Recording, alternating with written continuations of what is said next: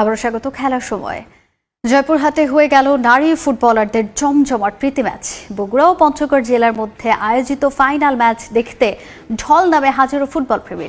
দর্শকদের সুস্থ ধারার বিনোদন দিতে এবং যুব সমাজকে অপরাধ থেকে দূরে রাখতে এমন আয়োজন করা হয়েছে বলে জানান আয়োজকরা।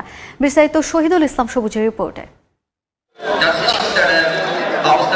হেমন্তের পরন্ত বিকেলে জয়পুরহাটের কালাই উপজেলা শহরের ময়নউদ্দিন সরকারি উচ্চ বিদ্যালয়ের সবুজ মাঠে শারীরিক কসরত সেরে নেন বগুড়ার গাবতলী উপজেলার রক্সি ফুটবল একাডেমি বনাম পঞ্চগড়ের বোদা উপজেলার 2 স্টার ফুটবল একাডেমির নারী দল। উপলক্ষ এই সমর্থকদের নান্দনিক ফুটবল উপহার দেওয়ার।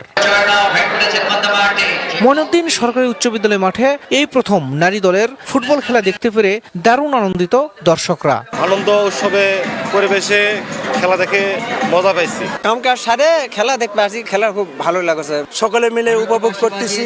ইনশাআল্লাহ আগামীতে আমরা আরো সুন্দর সুন্দর খেলা পাবো বলে আশা বিশ্বাস করি। আমরা চাই যে এরকম খেলা আরো বারবার আমাদের মাঝে আসুক এবং আমরা সবাই বিনোদনের মধ্যে থাকতে পারবো। প্রথমার্ধে এগিয়ে থাকা পঞ্চগড়ের মেয়েরা বিরতির পরও দুর্দান্ত খেলা দেখায়। শান্তি সুরমা আলফি সহ পুরো টিমের নান্দনিক লড়াইয়ে বাধা হয়ে দাঁড়াতেই পারেনি বগুড়ার মেয়েরা। ফলে খেলা শেষ হতে হতে আরো 2টি গোল হজম করেন তারা। তবে হারজিতের মধ্যেও বিপুল সংখ্যক দর্শকের মাঝে পারফর্ম করতে পেরে দারুণ উচ্ছ্বসিত দু দলের মেয়েরাই। আর দর্শকদের সুস্থ ধারার বিনোদন দিতে এবং সব ধরনের অপরাধ থেকে মুক্ত রাখতেই এমন আয়োজন বলছেন আয়োজকরা। আমরা ভালো খেলা উপহার দিচ্ছি, এই জন্য দর্শক আমাদের অনেক উৎসাহ করতেছে।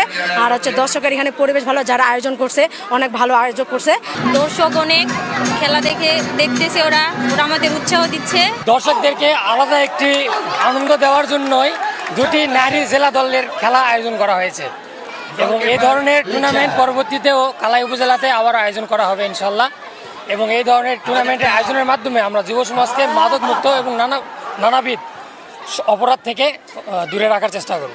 এর আগে 4 নভেম্বর 8টি জেলার অংশগ্রহণে আন্তঃজেলা ফুটবল টুর্নামেন্ট শুরু হলেও দর্শকদের ভিন্ন মাত্রায় বিনোদন দিতেই আজ নারী দলের অংশগ্রহণে এই প্রীতি ফুটবল ম্যাচটি অনুষ্ঠিত হলো। শহীদুল ইসলাম সবুজ, সময় সংবাদ, জয়পুরহাট।